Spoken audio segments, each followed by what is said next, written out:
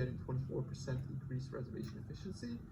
Or, you know, if you put a magic tool in there, which you have to put it because you want movement speed, that's going to be 32% increased movement. So yeah, the rates are pretty good.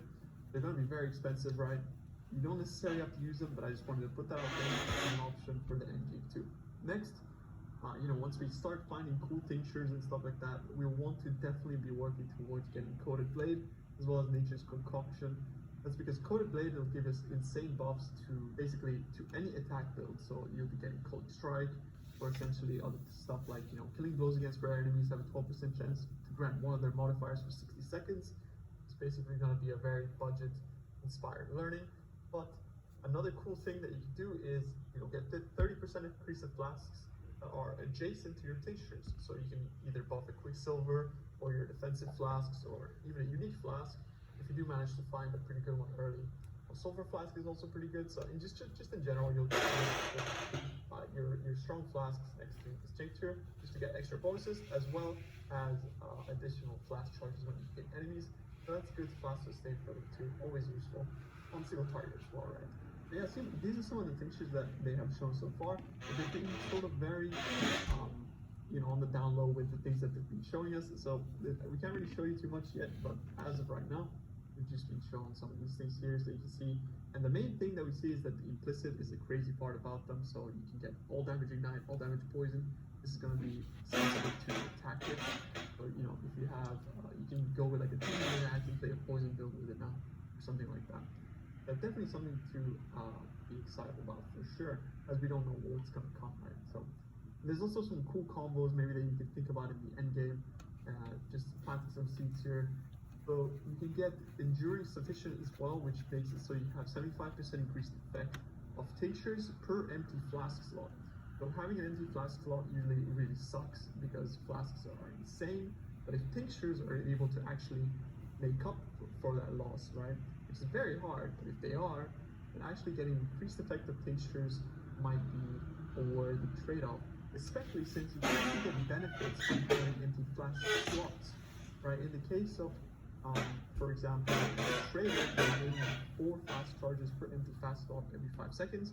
If you have two of them open, that's 8 fast charges every 5 seconds. Basically, this is scaled as well by game fast charges and all of those nodes in the tree. So you'll just be able to sustain your flasks, no worries on basically any ascendancies. You don't have to be a pathfinder or anything like that. And the next is going to be the micro belt, which is 30% increased effective flash charges, at the cost of it being, you know, -1 flask slot. You know, additionally, this will sort of feel less bad by, you know, you'll feel less bad by having less flasks thanks to this. And yeah, I mean, in general, I think it is a worthy calculation to keep in mind for the end game.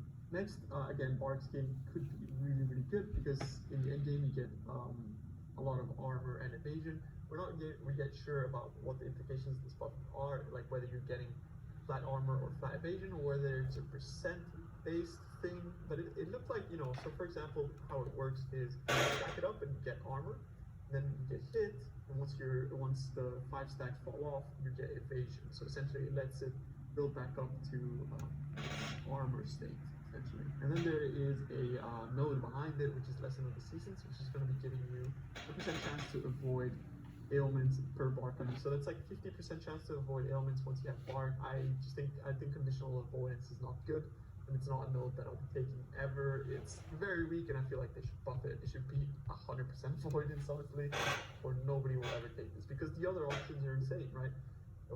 Yeah, I think that node definitely lackluster, and love to see it buffed before the league launches. So for uses here for Detect Evil. Detect Evil is a funny one. It is gonna be, you know, basically marking enemies on the minimap, so rare unique enemies within 120 to 120 meters at minimap icons. This is gonna be nice for Sanctum no-hit runs. So imagine you're doing a Sanctum no-hit run and you will know exactly where all of the enemies are, where you can avoid them, shoot towards, things like that, right? So you can keep a safe distance from them and also keep nodes in there that are kind of hard to understand, but also potential skills. That means that you will be reserved pretty good. So yeah, let's explain. So we got Sagromancy, which basically makes it so you have no mana and you have 50% increased life preservation efficiency of skills. That means that you will be reserving your auras on life, and they have less reservation cost.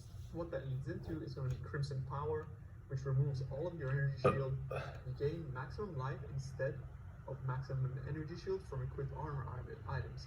So you know how, for example, armor items will have a base number of energy shield on item? This is going to be basically applied to your life instead of your energy shield, which is crazy because you can get up to 600 flat on your chest, and that alone, you know, from your chest alone would be able to mitigate the downside of Crimson Power, which is -6 maximum life per level. So imagine you're level 100, that is going to be -600 life, and that's base life, right? So really it being scaled by increases and that kind of stuff. That is a crazy node because that includes gloves, it's going to be boots, helmet, body armor, and on that energy shield. So 4 item slot that can load up with flat energy shield and all those energy shield stats. That is going to be giving you a ton of life that is then scaled by other things that we'll talk about here in a little bit. The next cannibalized faith is going to give you basically a way to sacrifice, or not sacrifice, but spells that you cast are going to be giving you added physical damage equal to 75% of the life cost. So since all of your spells are going to be costing life instead of mana, as you don't have mana because of Sangromancy, what's going to happen is that 75% of that cost is added to the spell that you're casting as physical damage, so base physical damage, which can actually be pretty insane if scaled correctly. And yeah, one of the upsides of, in general, this ascendancy is that you'll be able to get 50% increased life preservation efficiency of skills, and with Champion of the Cause you get an additional 20%, and with Blood Magic, you know, you get 10% more life, which essentially leads to you having no downside to Blood Magic, so it's just 10% more life, because Blood Magic, as you can see, is pretty much exactly the same thing as Sangromancy, outside of the fact that you're not actually getting the reservation efficiency from it. So yeah, you'll be able to get 10% more life from Blood Magic for basically free. It's expensive, obviously, taking a node. That is pretty insane. You will be able to get a setup looking like this, with 49% reserved. So essentially you'll be able to get Petrified Blood Determination linked to a level 2 Enlightenment, and then you'll be able to get Eternal Blessing and Hatred. Since you are basically only reserving life and no mana, Eternal Blessing allows you to have 100% uptime on a aura at no cost whatsoever. So you just toggle it and it's on.